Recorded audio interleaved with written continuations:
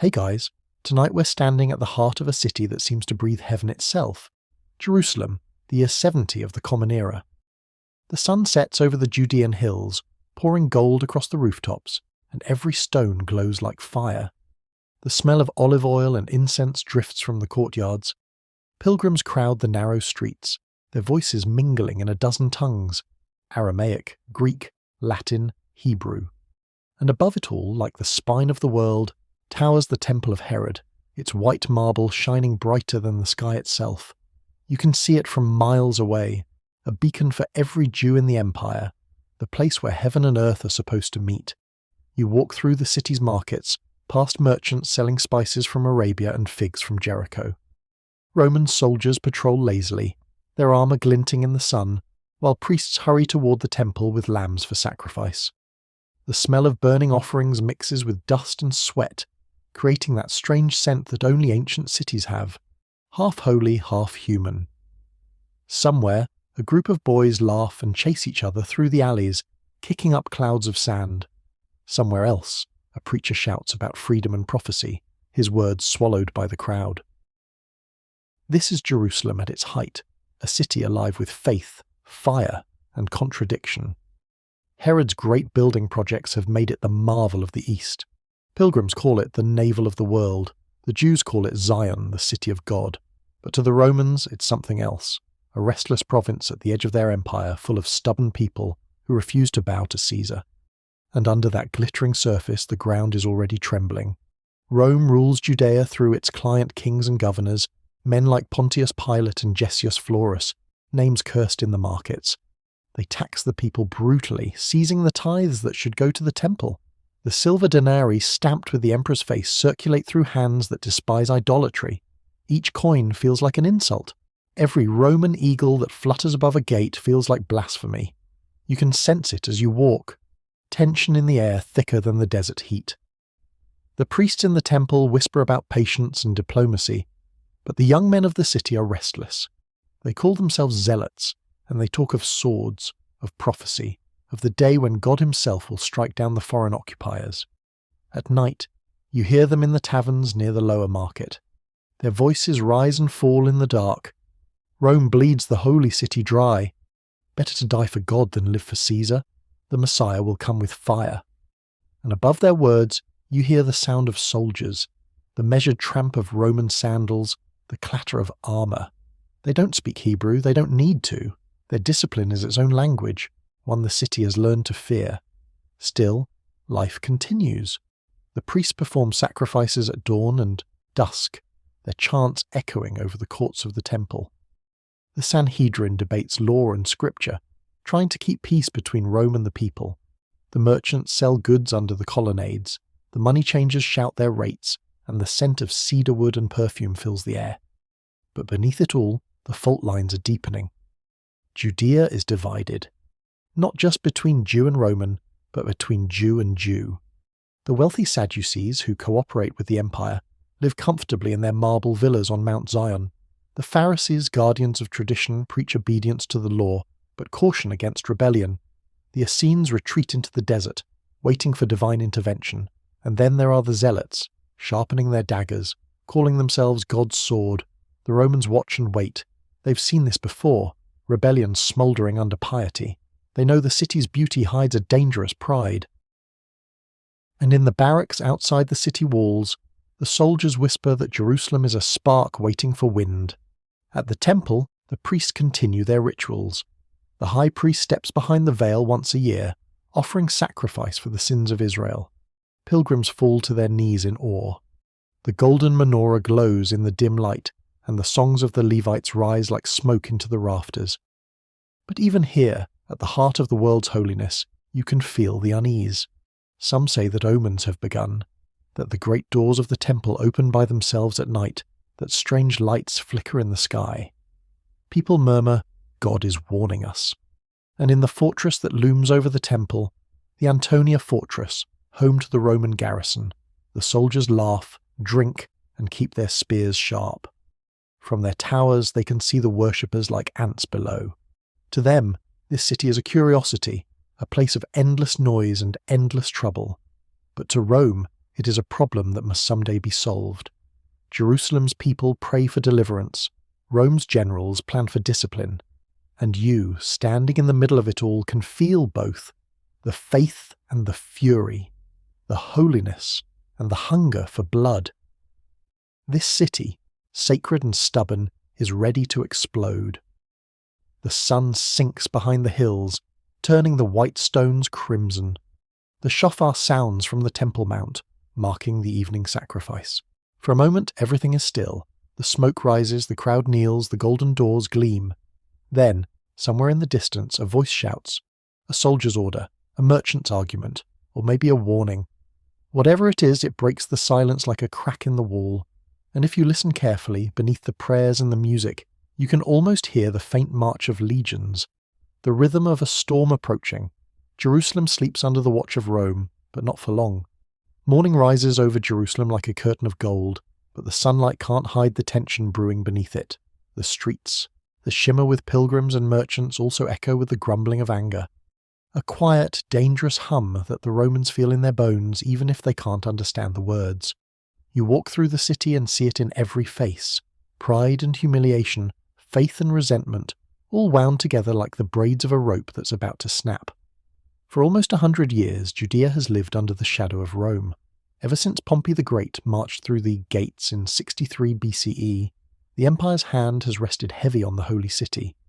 The legions don't stay inside the walls, they hover just outside at the fortress of Antonia or the coastal stronghold of Caesarea, reminders that power belongs not to priests or prophets, but to Caesar.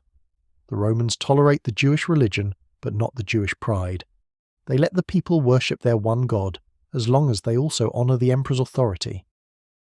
But to the faithful, that's an impossible balance. You can't bow to both God and Caesar. Every tax coin stamped with the emperor's face feels like an act of idolatry. Every tribute paid to Rome feels like treason against heaven. Governor after governor tries to maintain peace, through bribes, through brutality, through sheer exhaustion. But each one ends up hated. The latest Gessius Florus makes the situation worse than ever. When the people protest his corruption, he sends soldiers into the temple treasury itself and seizes its gold. To the Jews, that's not theft, it's desecration. The temple isn't a building, it's the heart of their covenant with God. Florus may as well have reached into heaven's pocket. That night, riots break out in the upper city. The soldiers respond with blood. Bodies fill the streets. The Romans think the violence will frighten the people into submission. It doesn't. It convinces them that only rebellion can wash the city clean. The next morning, the rebels strike back. They cut down the Roman garrison at the Antonia fortress. The standards fall. The eagle of Rome is trampled in the dust. The people cheer, mad with zeal and vengeance. For the first time in living memory, there are no Roman soldiers in Jerusalem. The city belongs to itself. News spreads like fire across Judea. In Galilee, in Idumea, in the coastal plains, the people rise up. Roman officials are ambushed, tax collectors slaughtered, fortresses seized. The empire that seemed eternal suddenly looks fragile. In Rome, the Emperor Nero rages. He orders his most capable general, Vespasian, to crush the rebellion. Make an example, he says. Let no city in the east dare this again. And so the legions move. The 5th Macedonica, the 10th Fretensis, the 15th Apollinaris, 3 great engines of war, led by men who've spent their lives conquering provinces and burning cities. They march south from Syria like a storm cloud, leaving black smoke in their wake. Meanwhile, Jerusalem celebrates. The priests offer sacrifices of thanksgiving. The zealots parade through the streets waving captured Roman banners. The air is thick with incense and arrogance. They believe God has delivered them. They believe this revolt isn't politics but prophecy. But not everyone rejoices.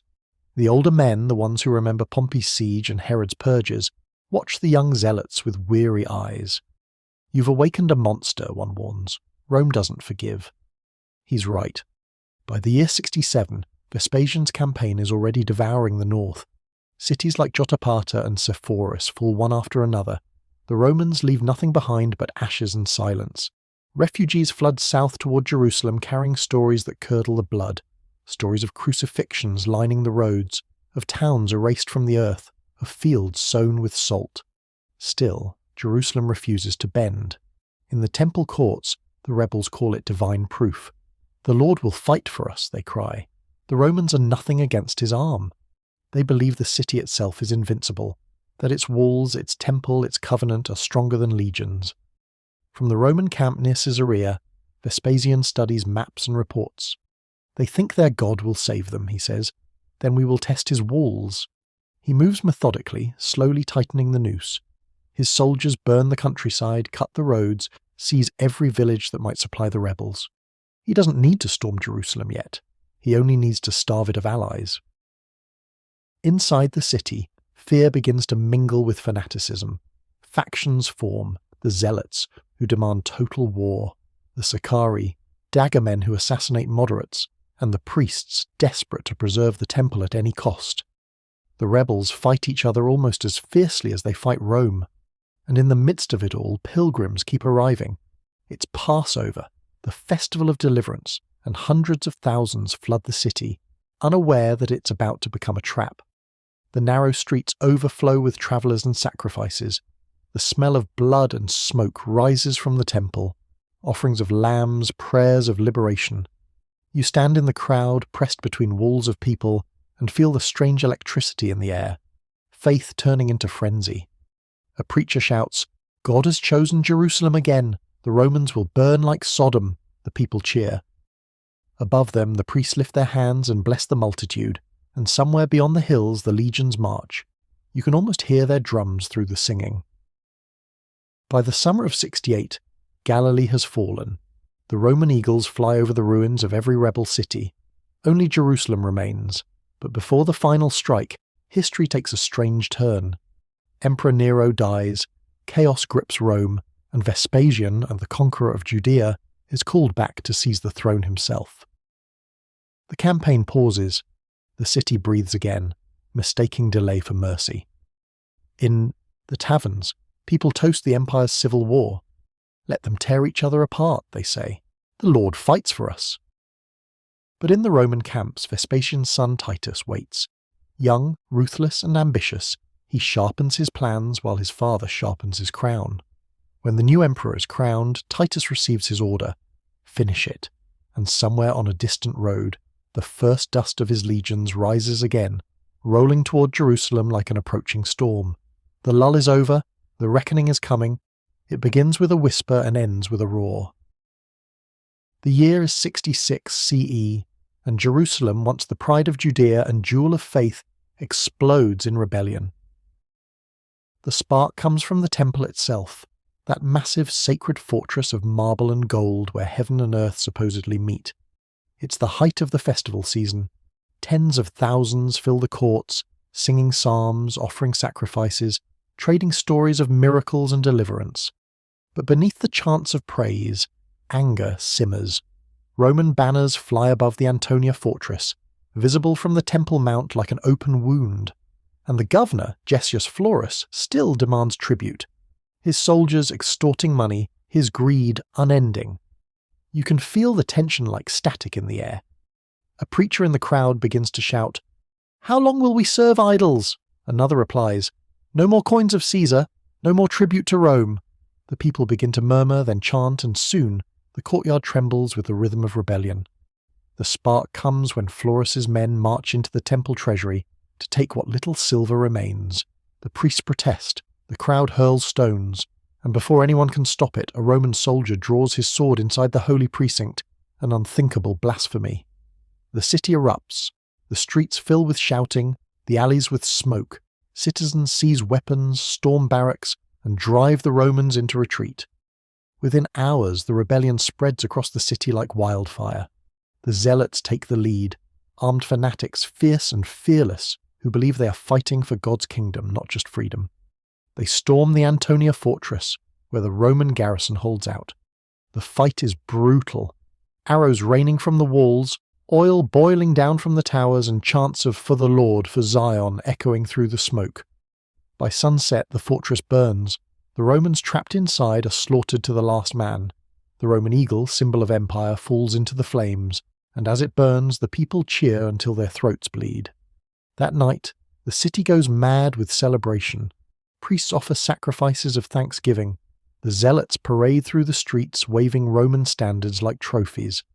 The drums of revolt echo from Mount Zion to the valley below. But beneath the triumph, you can feel something darker, a sense of destiny that's about to devour itself. In the upper city, the elders gather, faces pale. One of them, an old priest named Ananus, whispers, "You've doomed us. You've invited Rome's wrath." But the young men only laugh. "Let them come," they say. "God is on our side." In the months that follow, the rebellion spreads beyond Jerusalem. In Galilee, towns rise against their Roman garrisons. The governor's troops are ambushed and wiped out. Jewish fighters seize weapons and fortresses. It looks, for a moment, like the impossible, a world without Rome. But Rome doesn't forget. In the spring of 67, the legions begin their march. The sound of their drums rolls across the plains like thunder. Each legion is a moving machine. 10,000 men, with armour polished, standards high, discipline perfect. They move like a tide of iron, methodical and merciless. At their head rides Vespasian, tall, grim, a general of few words and endless patience.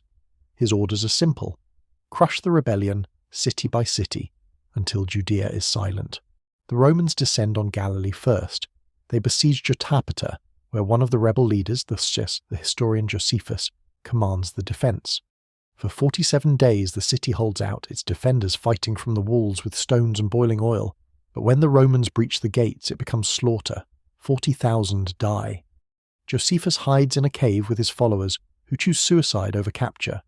He convinces them to draw lots, each killing the next until only he remains alive.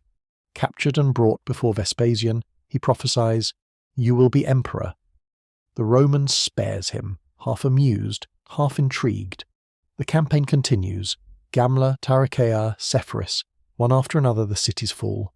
Villages burn, fields are trampled under sandals, the dead left unburied as warnings. Judea becomes a graveyard of rebellion. By 68 CE, all that remains is Jerusalem.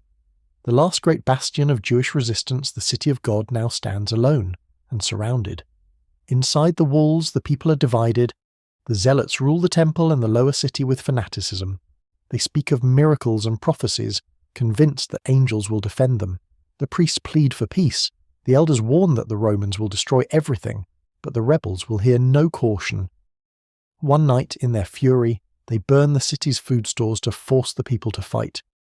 The sky glows red as granaries go up in flames.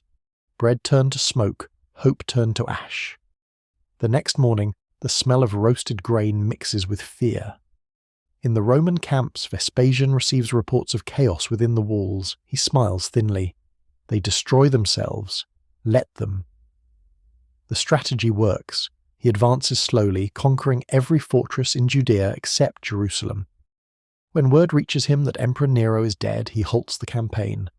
In the confusion that follows, Rome devours itself, generals fighting generals, thrones changing hands. And in the middle of it all, Vespasian seizes his chance. He sails to Rome, is declared emperor, and leaves the final conquest to his son, Titus, young, brilliant, and pitiless. In the winter of 69, the legions regroup at Caesarea. They number more than 60,000, soldiers, auxiliaries, engineers, siege engines, and slaves. Titus stands before them, his armour gleaming, his face calm. "We go," he says, "to end rebellion, not men but madness." As they march toward Jerusalem, the wind carries the sound of their drums through the hills. Inside the city, the people hear it and cling to their faith. The priests say, God will not let his temple fall. The zealots say, we will fight to the last man. But the elders, the few still sane, only whisper, we have seen this before. Babylon, Pompeii, now Rome again. God tests us through fire. And somewhere on the horizon, beyond the olive groves and the valleys of blood, the first glint of Roman armour catches the sun. The storm that will destroy Jerusalem has arrived. The sound of Rome's advance is unlike anything Jerusalem has ever heard. It's not the wild roar of a tribal army, or the disorganized clatter of bandits. It's rhythm, precision, a heartbeat of empire. 60,000 men, moving as one. Each step falls in time with the next. Each soldier carries the same weight, breathes the same breath. It's like a living machine, gleaming bronze under the desert sun. They march south from Syria under Vespasian's banners, their eagle standards cutting the sky. Legionaries from Italy, auxiliaries from Gaul, archers from Arabia, the empire's diversity becomes its weapon. In the distance, you can see the glint of siege towers and the long train of supply wagons stretching to the horizon. The rebellion that once seemed holy suddenly looks small, a spark facing a wildfire. You stand with a group of refugees on a hilltop outside Scythopolis and watch the Roman column pass. It takes hours. The sound of the drums echoes in your chest. When the last of the cavalry vanishes into the dust, silence feels like a blessing. Vespasian's strategy is cruel but methodical. He doesn't march straight on Jerusalem, he strangles it. His campaign begins in Galilee, where the first wave of rebellion rose. Towns like Sepphoris and Tiberias surrender quickly, but others fight to the end. The Romans respond as only Rome can, with discipline and annihilation. At Jotapata, the rebels fight for 47 days, led by a man whose name will echo through history, Josephus ben Matityahu. A scholar, priest and commander, he believes he's defending more than a city. He's defending the idea that God's people can defy the greatest empire on earth. When the Romans breach the walls, they slaughter nearly everyone inside. 40,000 die. Josephus hides in a cave with his last comrades. Trapped, they agree to a grim pact. Better death by their own hands than capture. They draw lots, killing each other one by one until only Josephus remains. When the Romans find him, he surrenders, and, with astonishing audacity, tells Vespasian that the general will soon be emperor. Vespasian spares him, half amused, half superstitious. Josephus will live, rename Flavius Josephus, and later write the story of this war, a war that will end in ash. As Galilee falls, the rest of Judea follows. The cities of Gamla, Gadara, and Jericho collapse in succession. Those who resist are crucified. The Romans line the roads with crosses, thousands of them stretching for miles. It's not just punishment, it's theatre. The message is simple. This is what happens when you defy Rome. The survivors flee south, many toward Jerusalem. By the time they reach the city, they bring not hope but horror. Stories of children impaled on spears, of rivers running red, of soldiers joking as they nail men to wood. In Jerusalem, the zealots call them liars. They lacked faith, they say. That's why they fell. But the older men see the truth in the refugees' eyes. They know the legions are coming, and there will be no mercy. Meanwhile, in the Roman camps, Vespasian prepares for the next phase, the final assault on the holy city. His engineers test their catapults, his soldiers build siege ramps, practice storming walls, and sharpen their blades. Rome has conquered empires, razed kingdoms, crushed rebellions from Britain to Babylon. But Jerusalem, they whisper, will be different. Jerusalem is sacred, even to those who don't believe in its God. Then, history twists. Word comes from Rome that Emperor Nero is dead. The empire in chaos.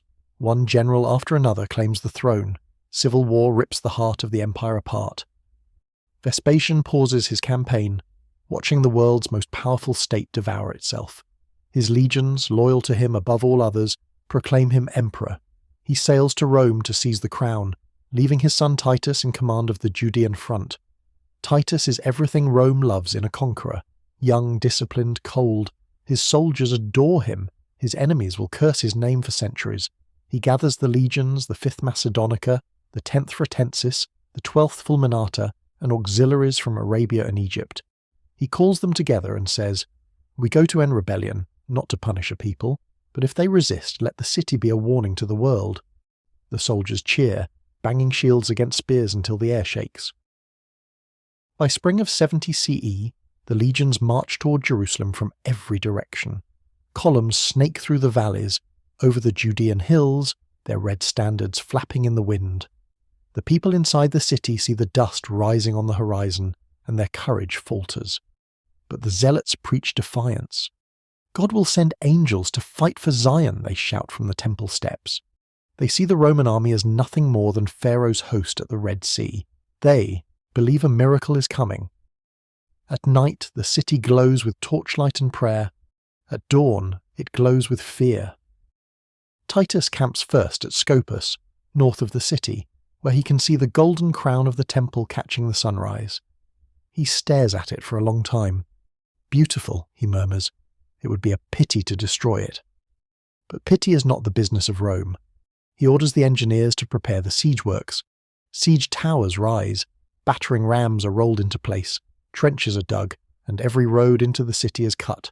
From the walls the rebels shout insults, beating drums and waving torches. "Come, sons of Rome, see if your gods can pass through ours." Titus doesn't reply. He's learned patience from his father. He knows Jerusalem will not fall in a day. It will fall slowly, not by sword, but by starvation, madness, and despair. Inside the city, the factions tear each other apart. Food stores are burned in power struggles. Priests beg for unity, but the zealots kill them. Families hoard scraps of grain and whisper prayers into the dark.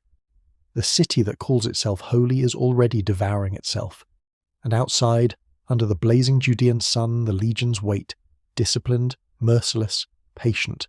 The siege of Jerusalem has begun. The siege of Jotapata had been a horror foretold, a grim rehearsal for what would soon come to Jerusalem. It was the first true test of Rome's patience, and the first sign that divine zeal alone could not hold back legions.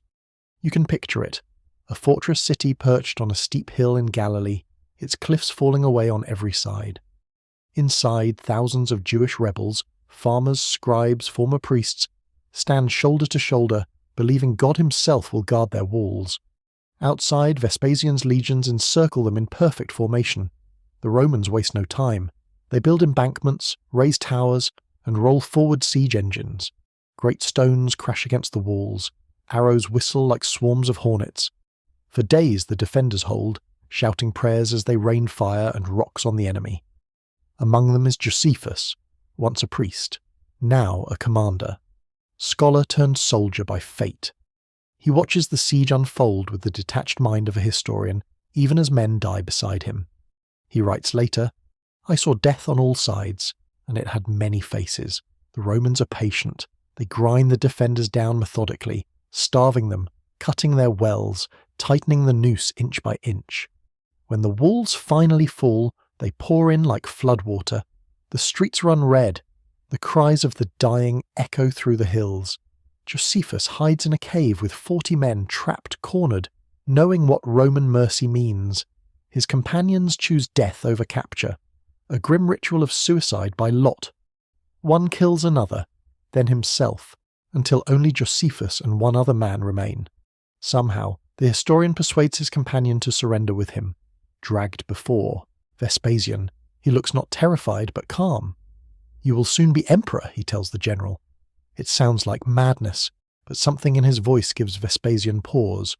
Rome loves omens, and a prophecy is worth more than gold. Josephus is spared, enslaved, renamed, and turned into Rome's interpreter and chronicler. When the siege is over, Jotapata is gone. The walls are razed.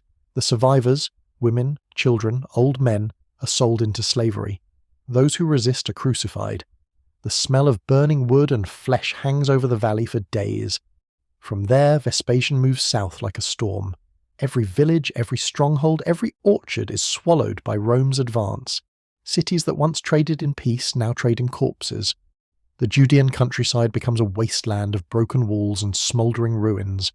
By the time Jerusalem's scouts bring word of what has happened, the countryside is already lost. Only Jerusalem remains, the holy heart of a dying land. Inside the city, the factions multiply. The zealots still control the temple, convinced they are invincible. The Sicarii, dagger men from the desert, stalk the alleys at night, murdering anyone they suspect of treason. The elders plead for reason, but their voices are drowned out by prophecy and rage. And then, in one of the darkest moments of the war, the rebels commit the unthinkable. To force total resistance, they burn the city's food supplies. Granaries, storehouses, even private reserves, all go up in flames. They believe hunger will make the people fight harder. It doesn't. It breaks them. When word of this madness reaches the Roman camp, Vespasian smiles grimly. "They destroy themselves," he says. "Let them." He moves cautiously, encircling Jerusalem but not yet striking. He knows time is his ally. Rome's power isn't just in swords, it's in patience. He orders his engineers to begin building siege works across the countryside while the legions rest and drill. But just as he's preparing the final assault, the empire trembles. News arrives from Rome. Emperor Nero is dead. The empire erupts into chaos.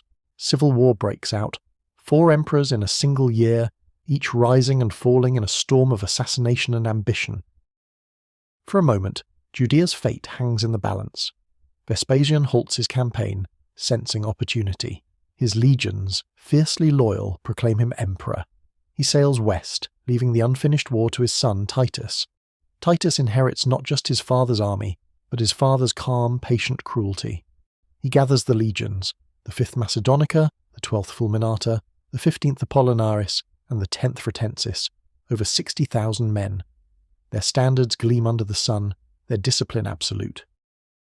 In early 70 CE, Titus begins his march on Jerusalem. His goal is not conquest alone, it's demonstration. Rome must remind the world that defiance is suicide. From the hills, you see the dust rising before you hear the drums. Villages empty, shepherds flee. The sound of armour clanking carries across the valleys like distant thunder. Inside Jerusalem, fear grips the people, but the zealots call it faith. "Do not fear them," they cry from the temple steps. "God will smite them as he smote Pharaoh." But even faith trembles when the first sight of the legions appears on the horizon. Standards glitter in the sunlight. Siege towers roll like giants. The rhythm of marching feet shakes the ground. Titus camps at Mount Scopus, north of the city, where the view is almost cruel. From his tent he can see the temple glowing in the sun. White marble, golden roof, smoke rising from sacrifices. He stares at it for a long time. "Beautiful," he murmurs. "It would be a pity to destroy it." But pity has no place in Rome's playbook. He calls his officers. "We will encircle it," he says, "starve it, strangle it, and when it breaks the city will fall, not by our strength, but by its own hunger." The legions cheer, and in Jerusalem the gates close. The people brace for what they call deliverance, but what history will remember as annihilation. The winter winds sweep across Judea, carrying with them the sound of distant drums, the heartbeat of an empire closing in. From the ramparts of Jerusalem you can see it, clouds of dust to the north, where Titus and his legions advance, their red banners slashing the pale horizon. The city that once glowed like a crown now looks like prey. Inside the walls the factions still bicker. The zealots control the Temple Mount, preaching that God will strike down the Romans with heavenly fire. The Sicarii prowl the alleys, assassinating anyone who speaks of surrender. And the elders, those who once guided the city with reason, are silenced, imprisoned, or dead. Jerusalem is no longer one people, it's a city devouring itself. You pass through the streets and hear it everywhere. The endless arguments, the prayers shouted through clenched teeth. In the courtyards, starving families huddle beside the sacred fires. In the temple, blood still runs from the altars, but fewer lambs are brought to sacrifice. Even holiness is running out of breath. The prophets walk the streets, ragged and wild-eyed, crying that the end is near. One of them, according to rumour, walks the ramparts day after day shouting, "A voice from the east, a voice from the west, a voice against Jerusalem." The guards finally kill him, but his last cry echoes down the valley like an omen. Beyond the walls, Titus studies the city through a brass telescope. To him, Jerusalem is a fortress, triple-walled, strategically perched, and dangerously inspired by faith. He knows what Rome is up against. 600,000 people crammed inside, many of them refugees from the north, all convinced that their God will save them. But Titus also knows time. Time is his sharpest weapon. He orders his engineers to construct siege lines, massive earthen walls and trenches encircling the city so that not a single soul can escape. Trees are cut, stones quarried, and fortifications rise in silence. The Romans work with terrifying precision, their discipline almost ritual. By spring, the city is completely surrounded. From Mount Scopus in the north to the Valley of Kidron in the east, from the Hill of Evil Counsel in the south to Golgotha in the west, there is no way out. At first, the defenders mock them. They shout insults from the walls, waving torches and singing psalms of victory. The priests tell the people that God will smite the unbelievers before they reach the temple gates. But as days turn to weeks, something changes. The Roman catapults begin their rhythm.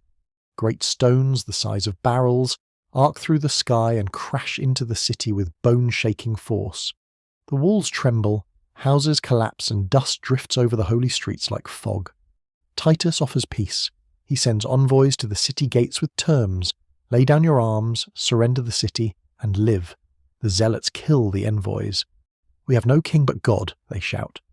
The Romans respond by tightening the blockade. Then comes the slowest death of all: starvation. Jerusalem begins to eat itself. At first, it's simple hunger. Prices rise, bread vanishes. Those with gold trade it for a handful of grain. Then it becomes madness. People steal from neighbours, from corpses, from their own children. The wealthy flee to the temple, believing holiness will protect them. The poor die quietly in the streets, their bodies left unburied because there's no strength left to dig graves. The smell of decay drifts over the city like incense gone rotten. The priests continue their rituals, though even they grow thin. God is testing us, they tell the people. The deliverance will come at the final hour. But outside the walls, Rome does not tire. The legions rotate shifts, rest, rebuild, and return. Their campfires at night form a perfect ring of red around the city, a halo of doom.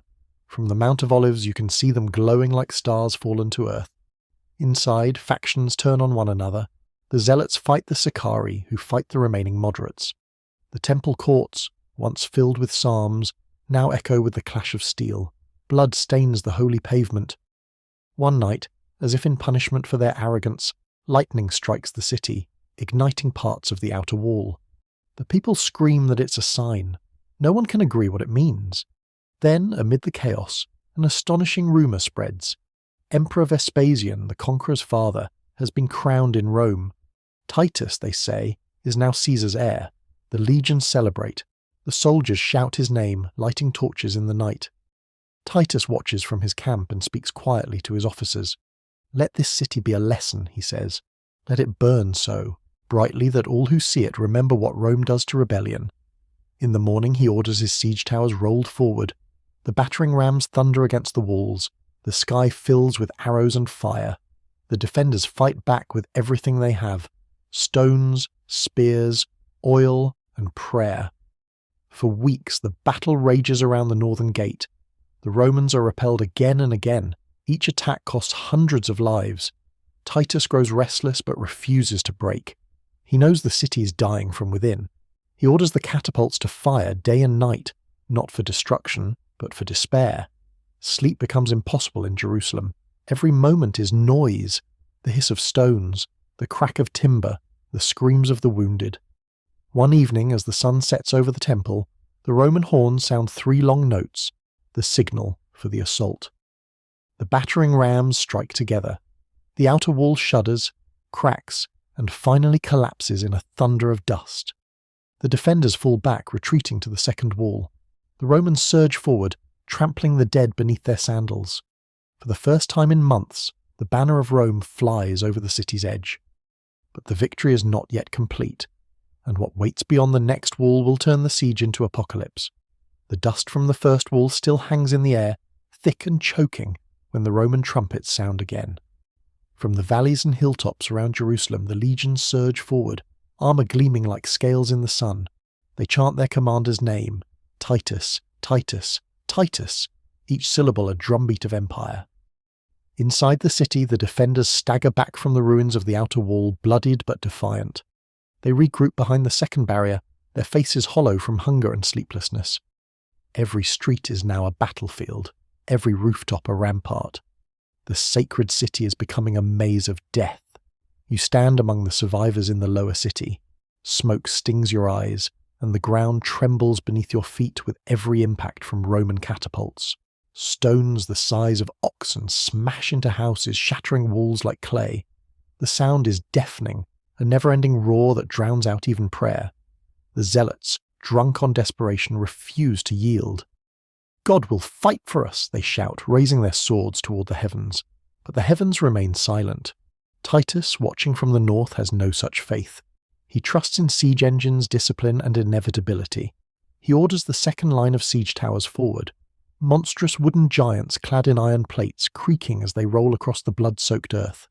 At their tops, archers rain down death. Behind them, the battering rams advance once more. The defenders fight with everything they have left. They pour boiling oil from the ramparts, hurl spears, even drop stones torn from the temple courtyards. The Romans press on, relentless. For every soldier cut down, another steps forward. For every wall cracked, another ram strikes, and amid it all famine tightens its grip. Bread becomes rarer than gold. Mothers hide scraps of food from their children. Soldiers kill each other for handfuls of grain. Corpses line the streets, gnawed by rats. The stench is so thick it burns the throat. From the Temple Mount smoke rises, not from sacrifice now, but from burning homes. The priests continue their rituals, their chants hollow beneath the thunder of war. They tell the people that this suffering is purification, that deliverance is close, but no one believes them anymore. In the Roman camp, Titus tries one last time for peace. He sends Josephus, now his interpreter, once a rebel, to the walls to plead with his countrymen. Standing on a Roman platform, Josephus raises his hands and shouts in his native tongue, "My brothers, you fight not for freedom, but for famine. The city will fall, but the people can live. Lay down your swords. God has abandoned the stones." For a moment, silence. Then the zealots reply with arrows. One grazes Josephus's arm, another pierces his robe. The Romans drag him back, furious. Titus lowers his head. "So be it," he says. "They have chosen fire." The siege drags on through spring into early summer. The Romans breach the second wall after 2 weeks of savage fighting. They pour into the city, their shields locked, their formation perfect. The defenders counterattack in the narrow alleys, where Roman discipline falters in the chaos. Blood runs through the gutters, corpses pile in doorways. 3 days later, Titus orders a withdrawal. Not defeat, but strategy. He wants the defenders to waste what strength remains in their brief victory. The zealots celebrate too soon, believing the Romans have retreated. They shout psalms from the ramparts, waving stolen Roman standards in triumph. Titus waits. He knows what they don't. Exhaustion is his ally. When the Romans return, it will be final. The city's second wall stands barely repaired when the next assault begins. The battering rams strike again, faster, harder, in perfect rhythm. Within hours, the wall cracks. By dusk, it collapses entirely, opening the heart of the city. Jerusalem now has only one barrier left, the innermost wall protecting the temple and the upper city. Behind it lie the last defenders, the last priests, the last hope. Inside, madness reigns. Zealot leaders fight each other for control of the temple. Blood stains the marble courtyards where lambs once bled for sacrifice. A group of Sicarii seize the sanctuary, declaring themselves kings. The people beg for mercy, but there's none to give. In the darkness, a woman is said to have gone mad with hunger and eaten her own child. The rumour spreads, even to the Roman camp. Titus hears it and shakes his head in disgust. "If this is their God's will," he says, "he is crueler than I." The Romans tighten their noose.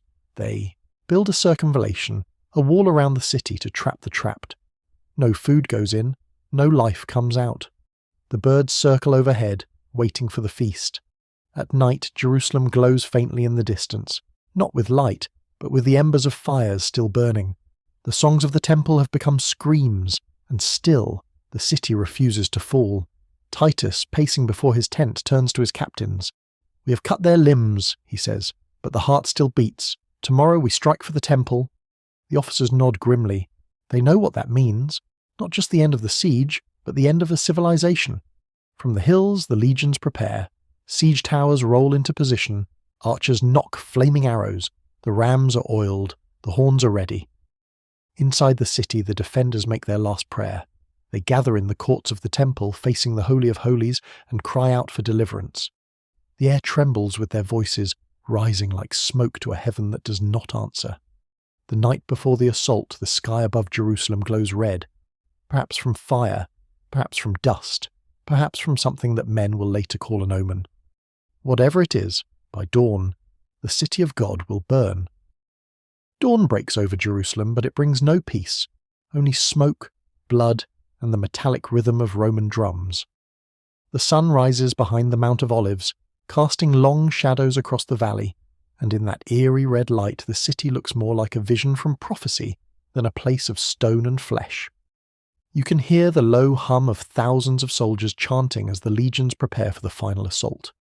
From the northern slopes, Titus stands on a wooden platform, his cloak snapping in the wind.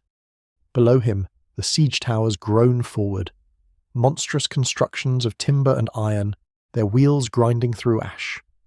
Behind them marched the lines of infantry, shields lifted, formation tight, a tide of bronze rolling toward the walls. Inside the city, the defenders are barely human anymore. Starvation has hollowed their faces and the madness of faith burns behind their eyes. The temple still stands gleaming in the morning light, its marble white and gold leaf flashing like fire, a beacon for those who believe deliverance must come soon. Because what else could justify all this suffering? The zealots man the ramparts with trembling hands. Some are too weak to lift their weapons, yet they fight on, driven not by strength, but by desperation. The priests chant psalms as arrows whistle over the temple courts. Mothers clutch their dying children and whisper prayers to a silent God. Then the first horn sounds. The Roman catapults release their stones, black shapes whistling through the dawn. They crash against the upper wall with an echo that seems to shake heaven itself. The defenders answer with arrows and curses. For hours the battle rages without progress. The Romans batter, the Jews resist, both, sides bleeding beneath the merciless sun. Titus, watching from his command post, clenches his jaw. He doesn't want to destroy the temple. Not yet. He knows its beauty, its fame. He knows that if it burns, its ashes will haunt the empire forever. But he also knows he's losing men. By midday, the first breach opens. A section of the inner wall collapses under the pounding of the rams. Roman infantry flood through the gap, swords drawn, shields raised. The defenders meet them in narrow alleys, where Roman discipline falters and chaos reigns. Fighting turns hand to hand, short swords against daggers, formation against frenzy. The screams echo through the streets, mingling with the smell of blood and dust. The Romans, frustrated by resistance, begin to burn houses as they advance. Flames leap from rooftop to rooftop, carried by the wind. Smoke rolls toward the temple like a dark tide. Inside the sanctuary, priests continue their rituals even as sparks fall from the sky. They sing louder to drown out the noise of war. "The Lord is our refuge," they cry. "The nations rage, but he will deliver us." But the nations are not raging. Rome is calculating. Titus orders a temporary halt to the assault. He sends Josephus once more to the walls, desperate to avoid what he knows is coming. The historian calls out, his voice hoarse from smoke. "Do not profane your own sanctuary. The Romans will spare the temple if you lay down your arms." But the zealots, maddened by hunger and pride, seize Josephus's words as blasphemy. "Traitor!" they shout, and the archers take aim. Titus watches one arrow strike the wall beside Josephus's head. He sighs and gives the order no conqueror gives lightly. "Advance!" The legions surge forward again, screaming their battle cry. The towers crash against the remaining walls. The rams strike with rhythm like thunder. Flames leap higher, smoke thickens, and through it all the temple still shines, radiant, defiant, doomed. By nightfall, the Romans have breached the inner city. The defenders retreat toward the temple precincts, the final fortress. In the chaos, Roman soldiers begin to torch what remains of the lower city. Streets vanish in a sea of flame. The air glows orange, filled with the shrieks of the dying. The Temple Mount becomes an island of light amid darkness. The marble gleams with divine brilliance, but it is surrounded now by a ring of fire. The surviving priests see it and declare, "Behold! God surrounds his house with flame to guard it." They don't realize the truth. The fire is Rome's and it's closing in. Titus tries one last time to restrain his men. "Spare the sanctuary," he shouts over the chaos. "Spare the temple." But command is an illusion in hell. His soldiers, maddened by battle, hunger, and revenge, no longer hear him. Somewhere amid the crush, a Roman throws a flaming brand through a window of the outer. Caught, it lands in a pile of dry cedar wood, offerings for the altar. Within seconds, the blaze spreads up the wall and across the ceiling. The gold leaf of the temple begins to melt, dripping like liquid fire. The priests scream, the people wail. The soldiers, seeing the glow, surge forward as if the flames themselves are treasure. Titus rides into the inferno, shouting for water, for order, for mercy. But it's too late. The Holy of Holies, the inner sanctum where only the high priest may enter, is lost in smoke and light. The ark, the altar, the sacred scrolls, all consumed. The heat is unbearable. The roar of the fire drowns every other sound. Even the Romans stop to stare, stunned by what they've unleashed. Josephus, watching from the camp, writes later that it was not just a temple that burned that day. but an age. By morning, the temple is gone. The marble columns stand black and cracked, the gold reduced to rivers in the ash. Thousands of bodies lie among the ruins, their forms twisted and grey. The survivors are dragged into the streets bound for slavery. Titus rides through the smouldering city, his face ashen. "It was never my will," he says softly. "But in Rome, they will not care whose will it was, only whose victory. The city that called itself eternal is now a ruin. The city of God has become a furnace."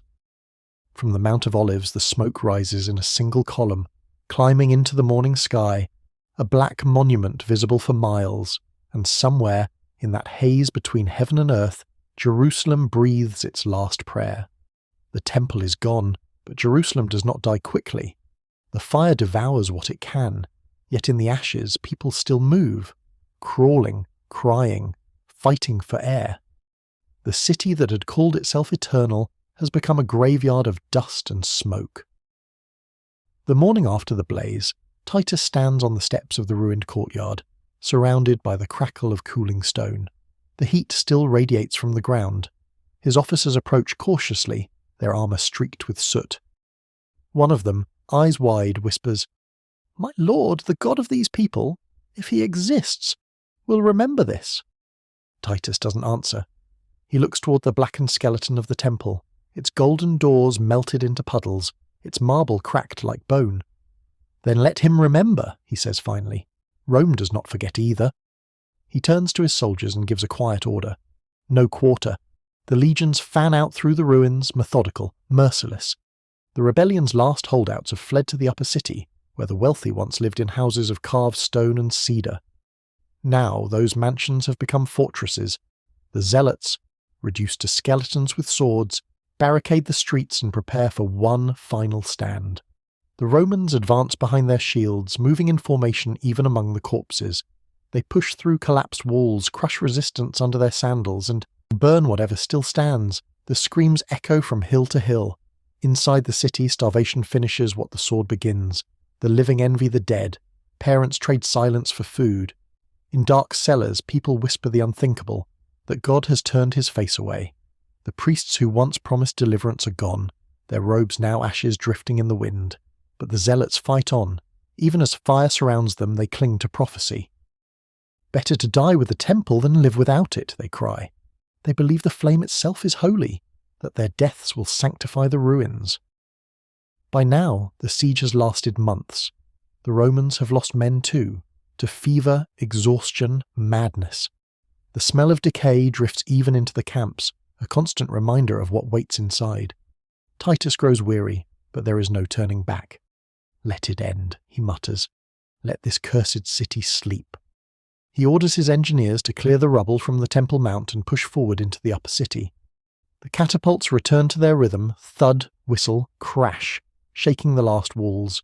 The survivors flee like shadows through the smoke. One group of rebels, led by John of Gishala, fortifies the royal palace complex. They swear they will not surrender, even as flames surround them. They carve their own names into the walls, declaring to the world that Jerusalem did not die quietly.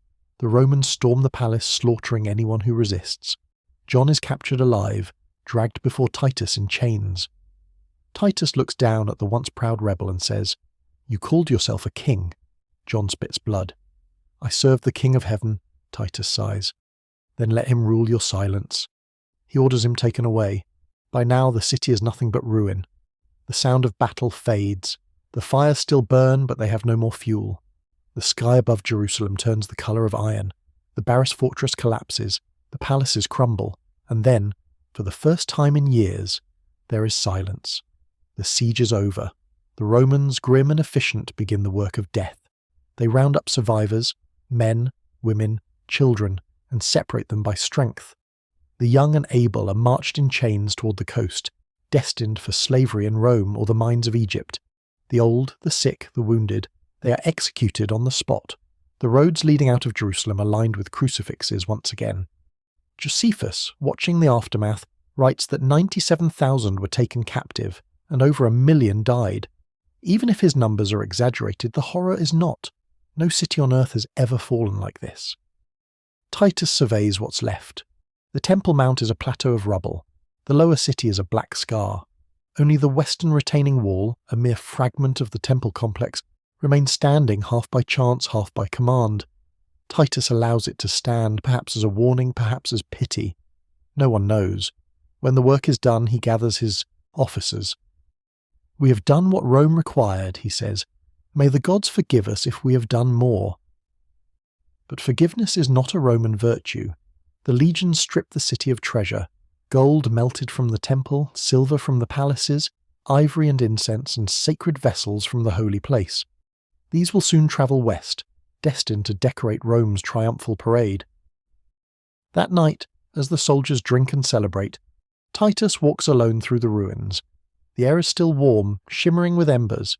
He pauses where the altar once stood. Beneath his boots the stones are fused with gold, the last trace of the glory that once was. He kneels, picks up a blackened piece of marble and murmurs, "You were beautiful once." Then he drops it, and it breaks in two. The city's heart has stopped, but its spirit, unknowingly, has just begun a new life. In the years to come, Jerusalem will rise again, not as the same city, but as memory, holy to those who lost it, a prize to those who conquered it, and a wound to the world itself. As the legions march out, the smoke behind them climbs high into the sky, curling into the shape of a crown. The sun sets through it, red as blood. The last sound you hear before the night swallows everything is the faint whisper of wind through stone, the sigh of a city that once believed it could not fall. And though its walls are gone, Jerusalem's name will never be erased. The smoke from Jerusalem's ruin drifts for days, curling across the Judean hills like a ghost refusing to depart. Birds circle above the city but do not land. Even the wind seems afraid to cross the smouldering streets. What remains of the holy city is not a battlefield. It is an open tomb. The Romans move methodically through the wreckage, as if tidying up after an apocalypse. They topple the last standing walls, level towers, and collect anything that still glints in the ash. The smell of burned flesh mixes with the sweetness of cedar from the temple's beams. The once singing city lies silent now, its cries swallowed by dust. Titus rides through what's left, his horse's hooves crunching over charred stone and bone. His officers trail behind, faces hidden behind scarves. None speak. Even the conquerors are humbled by what they've done. "Do you see, my lord?" one tribune murmurs. "Not even Babylon did this." Titus doesn't reply. He stares at the horizon, where the golden dome of the temple once caught the sun. Now it's only smoke. "We have destroyed eternity," he says quietly, "and Rome will build its throne upon the ashes." He orders the final phase, the demolition of the city's defences. The fortresses of Phasael and Hippicus are torn down, their stones dragged away to build Roman monuments. Only a single western retaining wall remains, spared not for mercy but for mockery, a symbol of what was lost. The legions gather the captured rebels in the valley below. Thousands kneel in chains, their faces grey with ash. Some still whisper prayers, others sit in silence, eyes empty. Roman scribes move through the crowd, counting, classifying, condemning. The strongest are selected for the triumphal parade in Rome. The rest are sold, executed, or forced into labour. The number of the dead is impossible to count. Josephus, standing nearby, writes later that the valley and the mount were full of corpses. His quill trembles as he writes it. He, the historian who once fought for the city, now records its death for the victors. History, like empire, has its own cruelty. In the following weeks, the Romans clear the last pockets of resistance. The upper city, where Jerusalem's wealthiest once lived, becomes a slaughterhouse. Soldiers loot the mansions of the priests and nobles. They find silver goblets, scrolls, embroidered garments, relics of a vanished world. By the end of the summer, the city is gone. Nothing stands but ruins and the faint skeleton of the Temple Mount. The land around it is stripped bare, the trees cut down to feed the fires. The Bar Kokhba valley is filled with rubble and bones. From a distance it looks like a grey scar carved into the earth. And yet, amid the ruin, something strange happens. The Romans begin to build roads. Clean, straight, perfect. They mark out camps, markets, and checkpoints. Out of destruction, they create order, as if trying to overwrite the city's memory. But memory refuses to die here. When the legions finally march out, they leave a garrison behind, a small force to guard the ruins and prevent survivors from returning. They call it Aelia Capitolina, the seed of a new Roman colony. But to the people of Israel, it will never be Aelia. It will always be Yerushalayim, the city of David, the city that burned for God. The survivors scatter across the land. Some flee to Galilee, others to Egypt, others to the distant ports of the Mediterranean. They carry nothing but ashes and stories. Among them, old rabbis clutch fragments of Torah scrolls whispering, "Next year in Jerusalem." That phrase becomes a vow. In the decades that follow, the Romans celebrate their victory with unmatched splendour. In Rome, the Senate decrees a triumph for Titus. The streets are lined with garlands, incense burns, the people shout his name. At the head of the procession march the captive Jews in chains, their faces downcast. Behind them come the treasures of the temple, the golden menorah, the silver trumpets, the sacred table of bread, all carried high for the crowds to see. And finally, Titus himself appears, crowned with laurel, riding a white horse beneath a canopy of silk. The people roar. The Senate proclaims him conqueror of the East. At the end of the parade, the treasures are laid at the feet of Jupiter in the Temple of Peace. Rome's gods have devoured Jerusalem's god.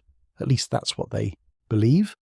To commemorate his victory, Titus commissions an arch, the Arch of Titus, a monument of marble that will outlive even his empire. Its carvings show soldiers carrying the menorah, the trumpets, the sacred vessels, all surrounded by cheering Romans.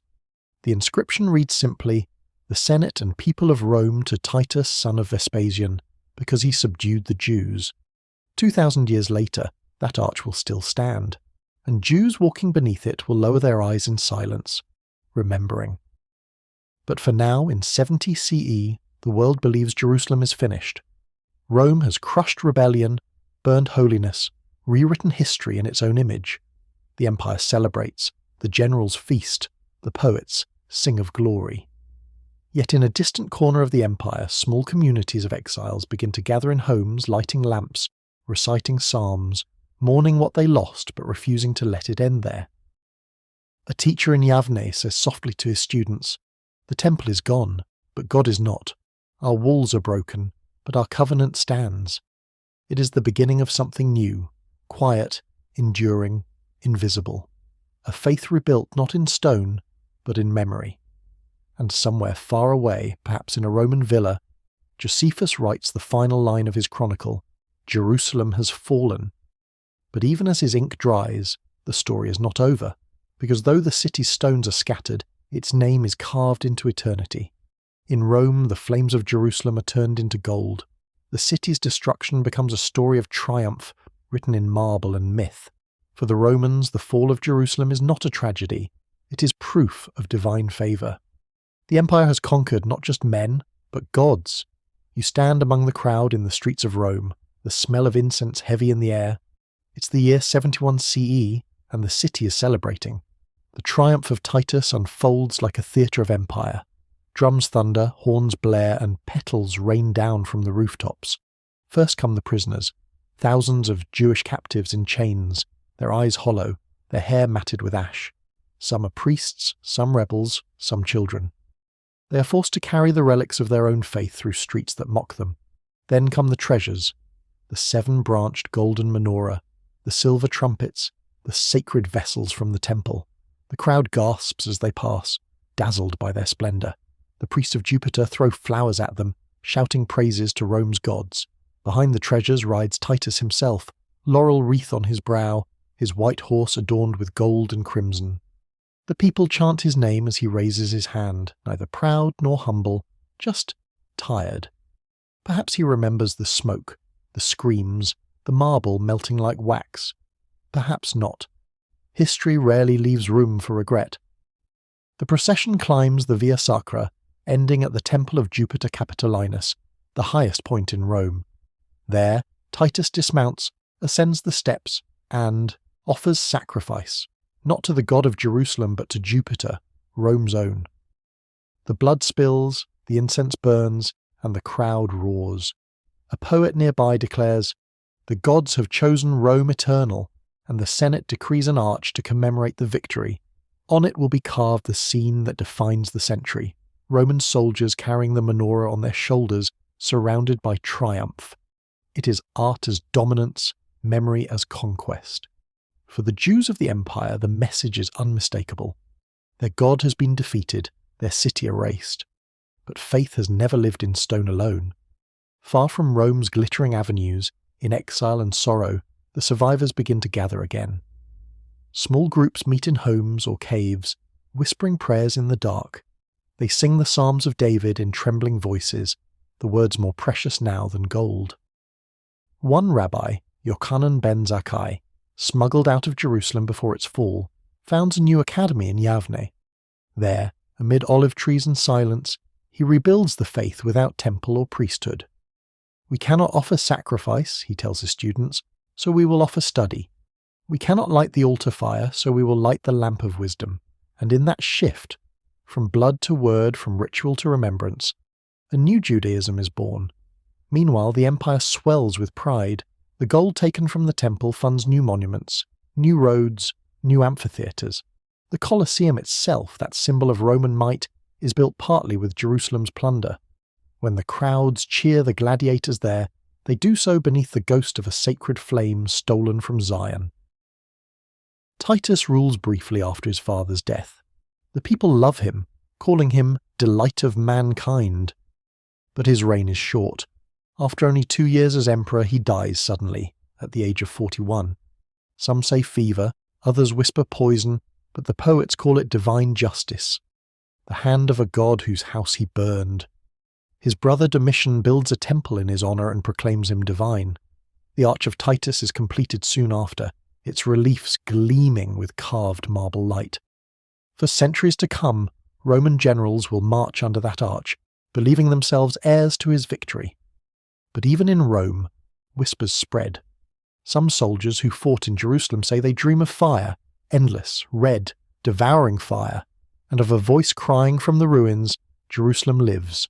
Superstition grows. Some refuse to pass beneath the arch, fearing the wrath of a god wronged. In Judea, the land lies quiet. The legions patrol empty roads. The villages are gone. Fields once green with barley are grey with ash. Wildflowers grow where blood once soaked the earth. The bones of the fallen lie scattered, bleached by sun and time, and yet, in the silence, new life begins. Farmers return to the edges of ruin, planting seeds in soil still bitter with memory. Shepherds lead their flocks past the broken stones of what was once the temple. The wind sighs through the hills, carrying faint echoes of prayer. Generations pass, and children hear stories of a city that touched heaven and fell. They hear of a people who would not bow, of fire that could not kill faith, and they repeat the vow whispered by every exile since, next year in Jerusalem. Meanwhile, in the great cities of the empire, Alexandria, Antioch, Babylon, Jewish communities adapt and survive. The memory of the temple becomes their compass. Synagogues rise where no altar stands, and every scroll of Torah becomes a miniature sanctuary. Rome believes it has ended a nation. In truth, it has forged a civilization.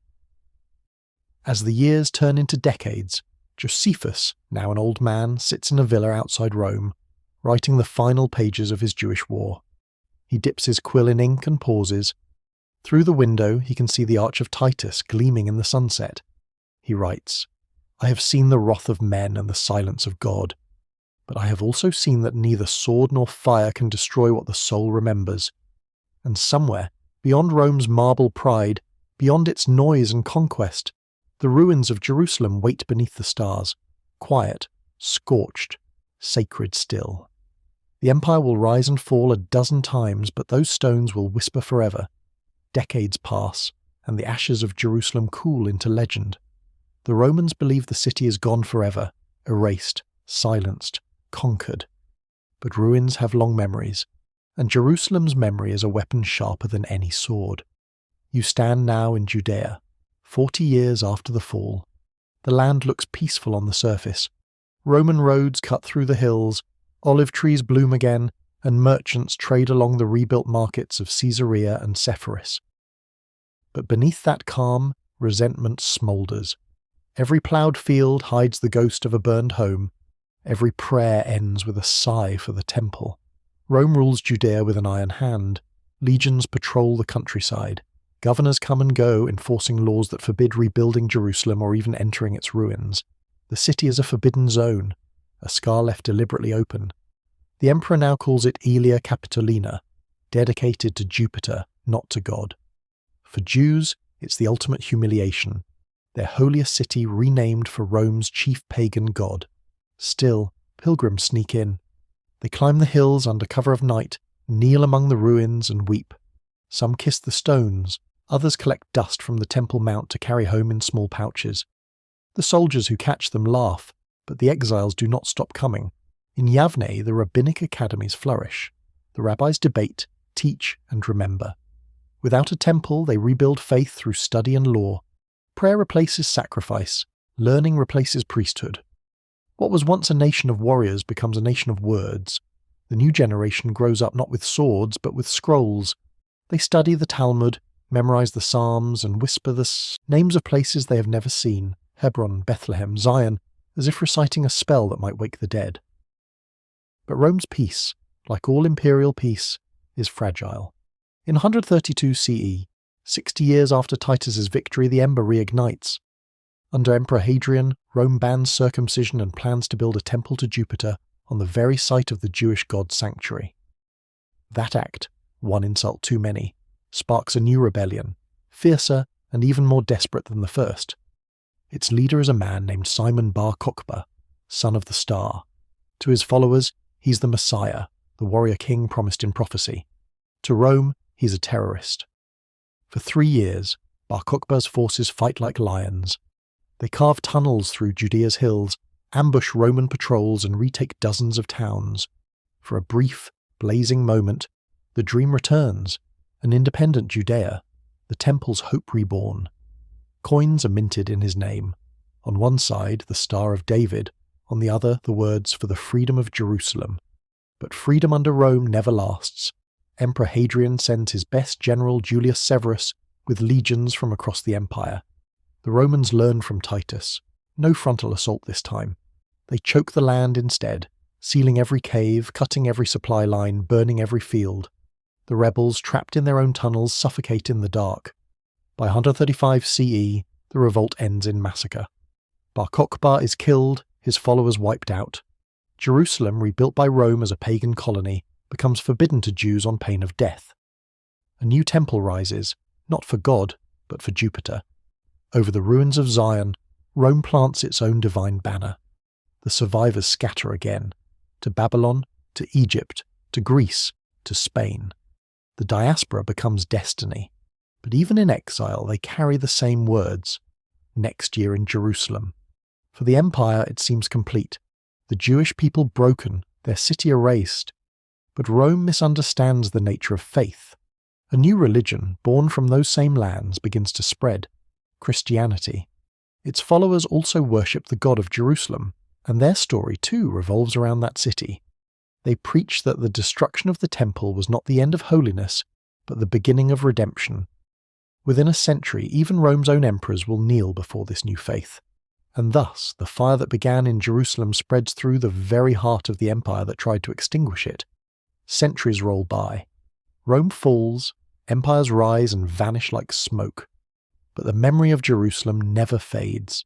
Pilgrims from every faith walk its ruins, whispering prayers in a dozen languages. The stones, blackened by fire, hear them all. One evening, a traveller, a Jew from Babylon, reaches the western edge of the old city.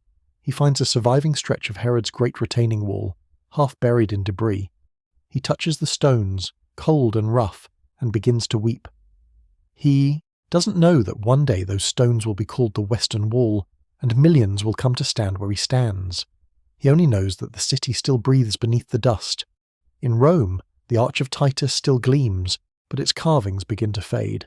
The golden menorah that once belonged to the temple disappears from the imperial treasury, lost to war or time, and back in Judea wildflowers bloom over the ruins. The land begins to heal, though it never forgets. The Romans wrote their history in marble. The exiles wrote theirs in prayer. One crumbled, the other endured.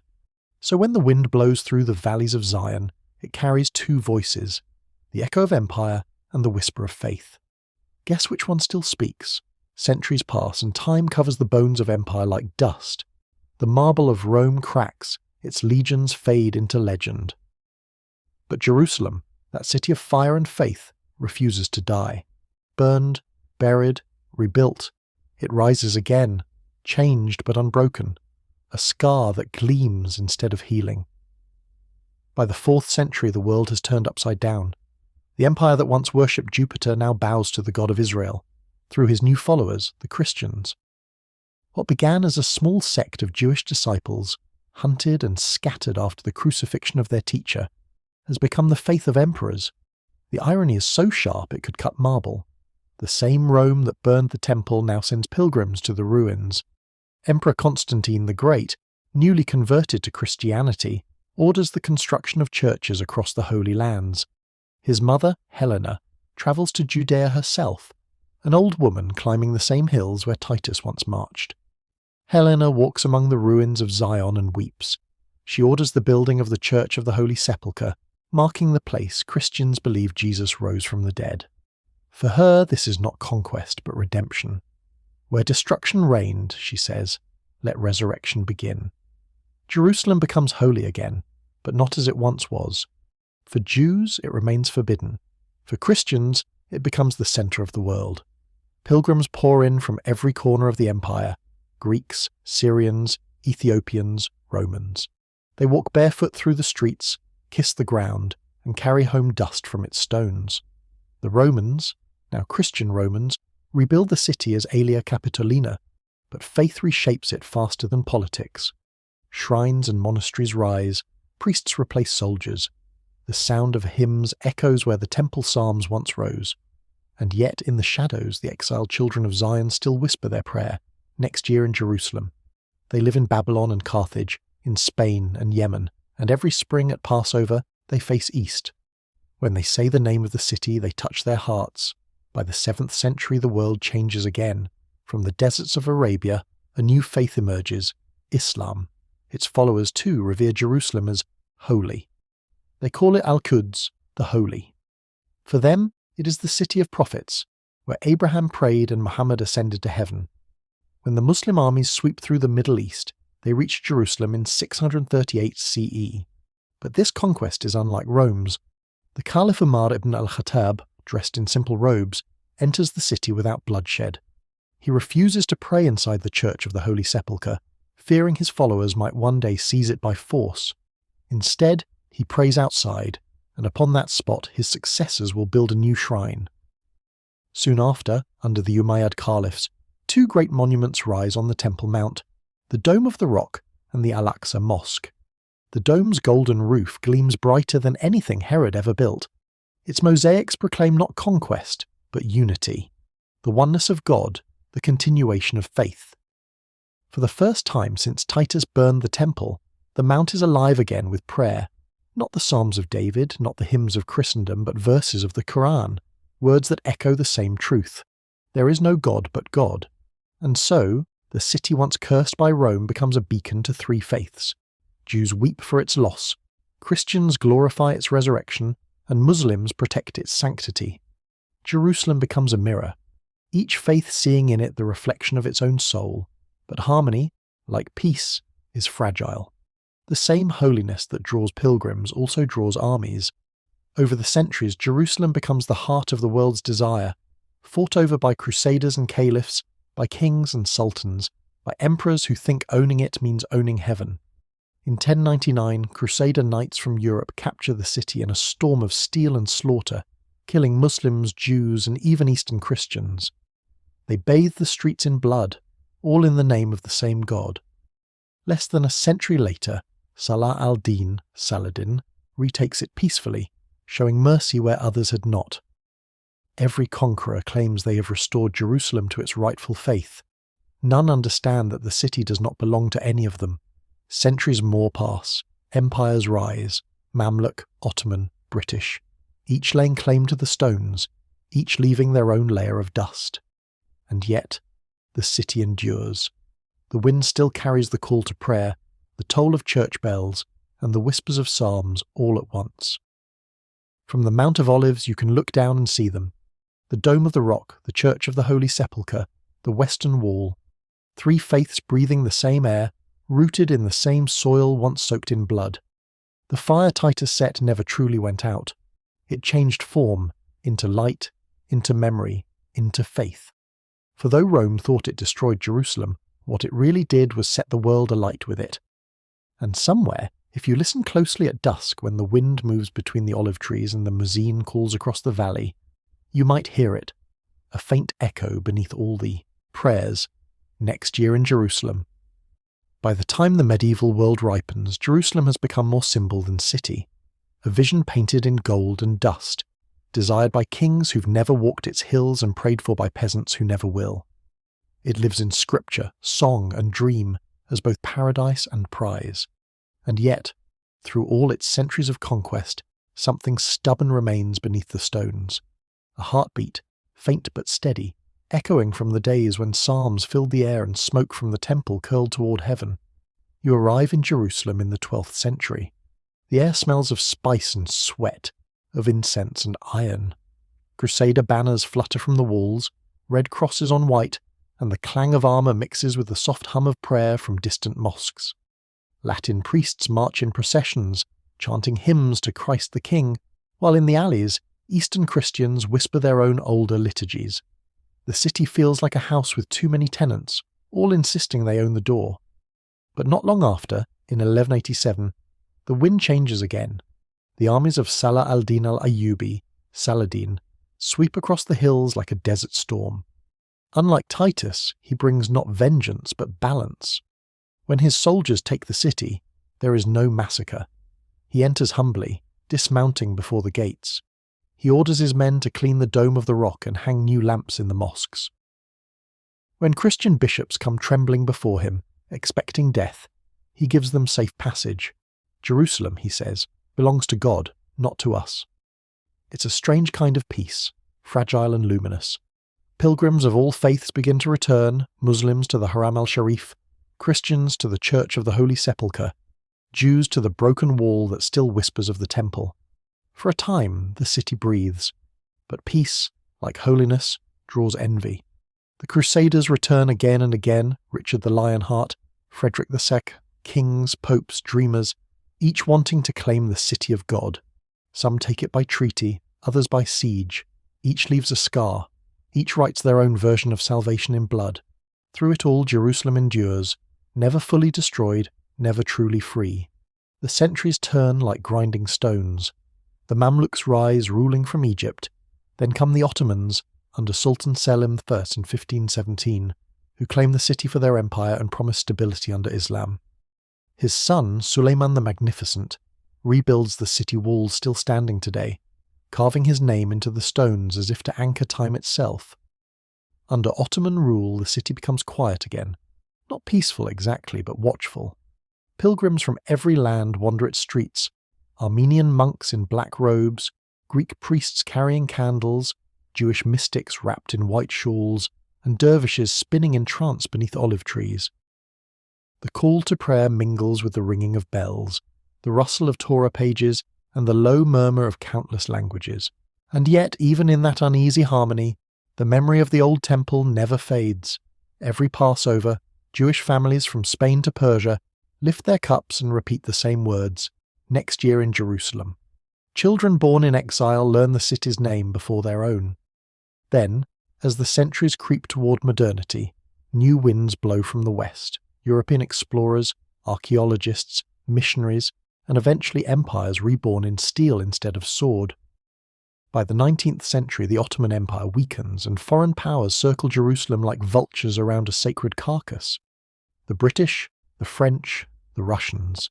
Each funds monasteries, schools, hospitals, pretending piety while playing politics, and still, the city stands. When the First World War tears through the world, Jerusalem again becomes a prize. In 1917, after 4 centuries of Ottoman rule, the British general Edmund Allenby enters the city, not on horseback, but on foot, out of reverence, he says, for the place where prophets walked. It's another empire, another flag, another promise. The British claim they'll protect the city's sanctity and the peace of its people. But beneath the polished speeches, ambition stirs. For the Jewish people, scattered across continents, The fall of the Ottomans feels like the stirring of prophecy. Movements begin whispering of a return, not in dreams but in ships and deeds. The idea of Zionism, the restoration of a Jewish homeland, spreads like wildfire through the ghettos and synagogues of Europe. For nearly 2,000 years, next year in Jerusalem had been a prayer. Now it sounds like a plan.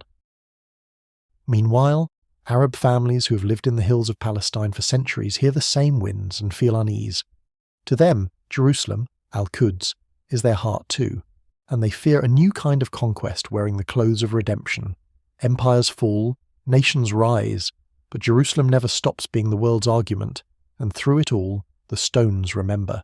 They've watched Titus burn the temple, Saladin cleanse the dome, Suleiman rebuild the walls, and Allenby enter humbly through the gate. Empires write their names in marble, and the desert erases them with wind. At dusk you walk the same streets, crooked, ancient, half shadow, half gold. You pass a group of Christian monks singing in Latin, Muslim boys playing football near Al-Aqsa, and an old rabbi leaning his forehead against the western wall, whispering psalms too soft to hear. 3 faiths, 3,000 years, 1 city, always burning, always praying, always alive. And somewhere beyond the walls, in a small courtyard where the fig trees bloom, a storyteller leans close to the fire and begins again. There was once a city made of stone and light, where heaven kissed the earth. Because Jerusalem, even after everything, is still both. The 20th century arrives like a storm, modern, merciless and blind, to holiness. The machines of empire roar louder than the prayers of men, and yet Jerusalem stands again at the centre of the world's attention. It has survived kings, crusaders, caliphs and conquerors, but now it faces something new, the age of nations, borders and guns. The year is 1917. After 4 centuries of Ottoman rule, the British Empire takes Jerusalem during the First World War. General Edmund Allenby walks through the Jaffa Gate on foot, declaring humility before the city of peace. Behind him, however, march soldiers carrying rifles and the promise of imperial oversight. The world cheers. The holy city is now under civilized rule. The British issue the Balfour Declaration, supporting a national home for the Jewish people in Palestine. For Jews scattered across the globe, still haunted by pogroms, exiles and ghettos, this sounds like prophecy fulfilled. For the Arab population already living in the land, it sounds like betrayal. Jerusalem, holy to all, becomes the fuse for a new kind of war, not between empires, but between neighbours. Through the 1920s and 30s, waves of Jewish immigrants arrive by ship and caravan. They come from Poland, Russia, Yemen, Morocco, each carrying stories of exile and the same hope: return. Settlements grow, communities flourish, but tension simmers. Arab leaders warn the British that the land is being stolen piece by piece. British soldiers patrol the streets of Jerusalem trying to keep order, but the city's silence is the silence before thunder. Then comes 1948, the year that changes everything.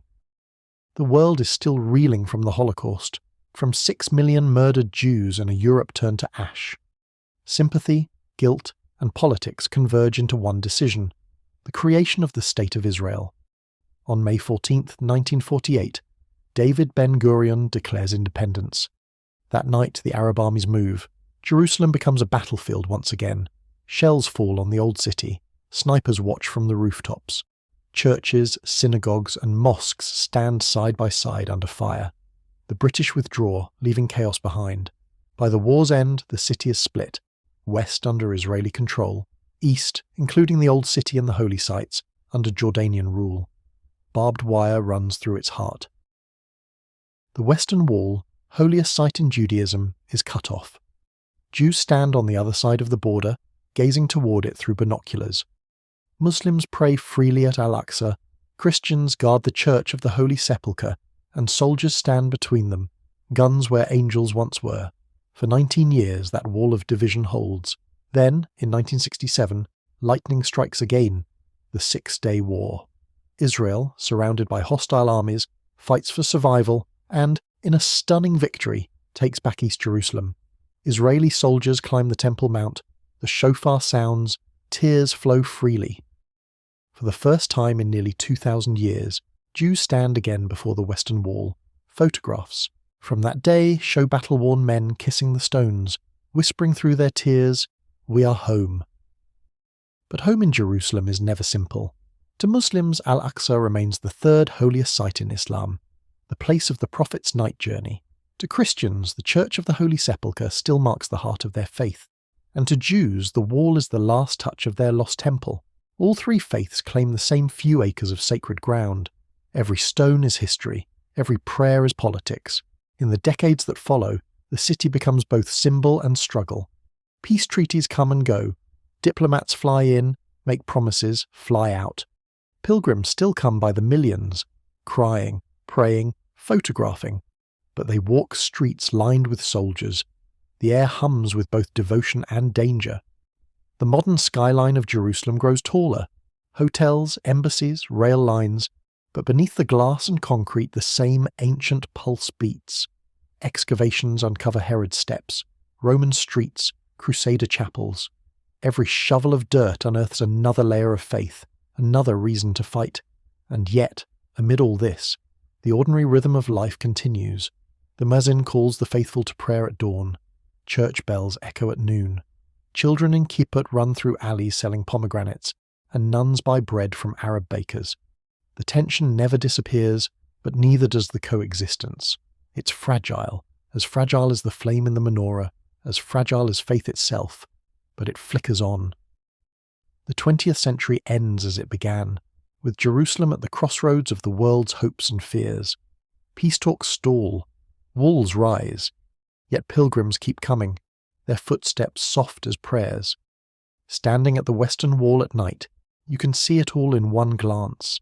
The golden dome of the rock glowing above, the faint light of the Church of the Holy Sepulchre to the west, and men and women pressed against the ancient stones, whispering words written thousands of years ago. Above them, the stars shine on, indifferent yet eternal, the same stars that look down on David and Solomon, on Titus and Saladin, on every conqueror and every prayer. And in that starlight, you realize something simple and profound. The city has outlasted every empire because it belongs not to them, but to memory, to the billions who love it, fight for it, and weep for it. For in Jerusalem even silence is sacred. Night settles over modern Jerusalem, soft and golden, the kind of quiet that feels older than sound itself. The city glows beneath the stars, each light a prayer, each shadow a story. The air carries the scent of jasmine and smoke, of bread baking and incense rising. Somewhere, a distant voice chants from a minaret, answered by the low hum of church bells, the murmured Hebrew of men at the wall. 3 faiths, 3,000 years, one endless conversation with God. You walk through the old city after midnight, the cobblestones slick with dew. The narrow streets twist and breathe like veins. Every few steps you pass a doorway older than your ancestors, a wall where time itself seems to sleep. You feel the weight of it all. Rome, Babylon, the Crusaders, the Ottomans, the British, each one buried beneath your feet, each leaving something behind. And yet, despite everything, people still live here. Children chase cats through alleys where prophets once walked. An old Arab shopkeeper sweeps the dust outside his stall. A rabbi in a long black coat murmurs blessings to the night air. A young nun lights a candle in a tiny window overlooking the Via Dolorosa. All of them, believers, dreamers, wanderers, breathing the same air that carried the psalms of David and the cries of Titus's soldiers. You stop by the western wall, the last remnant of Herod's temple. It stands silent and unyielding, its stones worn smooth by centuries of tears. Men and women press their foreheads against it, whispering the same words their ancestors spoke through wars, exiles, and fires. Hear, O Israel, the Lord our God, the Lord is one. The sound is soft, but it fills the night like a heartbeat. Just beyond, rising like a miracle against the sky, gleams the dome of the rock, its gold surface reflecting moonlight, its calligraphy wrapping the air in peace. To Muslims, it marks the prophet's ascent to heaven. To Jews, it covers the sacred rock of the ancient temple. To Christians, it crowns the hill where God's promise once took root. One place, infinite meanings, all of them true, all of them incomplete. And in that paradox, Jerusalem lives. You look east toward the Mount of Olives. The graves shimmer under the moon, thousands upon thousands of stones, each one awaiting prayer. Tradition says that when the final trumpet sounds, the resurrection will begin here. The dead will rise, dust to flesh, and walk through the city's golden gate. You almost believe it, because if any city could wake the dead, it's this one. The wind shifts, carrying the smell of olive trees from the Kidron Valley. Somewhere, a shepherd's dog barks. The city hums softly, like a heartbeat slowing after centuries of struggle. You can almost imagine the ghosts of all who walked here. David singing on the rooftops, Jesus carrying his cross, Saladin riding through the gates, Titus watching the temple burn. They're all here, woven into the night air, their voices faint but familiar.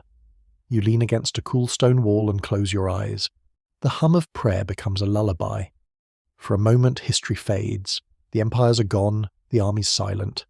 Only the city remains, wounded, weary, eternal. And maybe after everything, after the fires and famines, the exiles and returns, that's the lesson Jerusalem teaches, that faith, like stone, endures not because it is strong, but because it refuses to stop standing. So you stay there a little longer, listening. The muezzin calls again, the church bells answer, and somewhere a shofar wails like a memory coming home. The sounds fold together, blending into something ancient and whole. The city breathes in unison. 3 faiths, 1 heartbeat. The stars hang low, reflected in the golden dome, in the tears on the wall, in the eyes of a child peering out from a balcony above. You whisper to yourself, maybe as a prayer, maybe as a promise, next year in Jerusalem. And for the first time, it doesn't sound like hope or longing. It sounds like home.